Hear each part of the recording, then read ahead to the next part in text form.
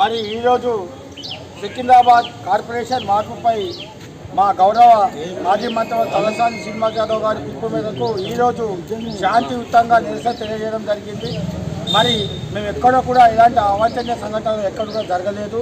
ప్రజాస్వామ్యంలో మా హక్కు ప్రకారం సికింద్రాబాద్ కార్పొరేషన్ ఎలాగైతే ఉండనో మరి అలాగే చేయాలని మేము శాంతియుతంగా నిరసన తెలపడానికి బయలుదేరినాము. మరి ఈ ప్రభుత్వము మాపై దౌర్జన్యం చేసి పోలీసులతో అరెస్ట్ చేపించి లాఠీచార్జ్ చేపించి మమ్మల్ని అన్యాయంగా అరెస్ట్ చేసి గాంధీ పిఎస్కి తెచ్చారు. మళ్ళీ ప్రజాస్వామ్యంలో ఏం హక్కో మాకైతే అర్థమవుతలేదు.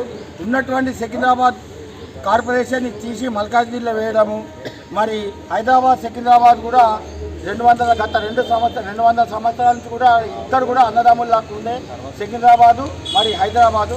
మరి హైదరాబాద్ని అట్లే పెట్టి సికింద్రాబాద్ మార్పు చేయడం వలసిన అవసరం ఏముంది? అంత అర్జెంటుగా అవసరం చేసి ఇంత పెద్ద సామ్రాజ్యాన్ని స్థాపిస్తున్నామని ఆయన చేసిన దౌర్జన్యం.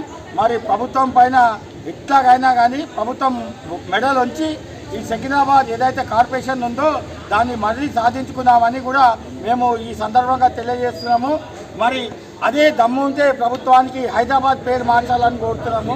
మరి హైదరాబాద్ పేరు మారుస్తారా? ఎవరు మార్చారు? మేము కుల మతాలకు అతీతంగా అన్ని పార్టీల వాళ్ళు కూడా మేము శాంతియుతంగా ప్రజాస్వామ్యంలో మా హక్కు ప్రకారంగా మేము నిరసన తెలియజేస్తున్నాము. అన్యాయంగా మమ్మల్ని అరెస్ట్ చేసి పోలీసు వాళ్ళు ఈరోజు మమ్మల్ని గాంధీనగర్ పిఎస్కి తేవడం జరిగింది.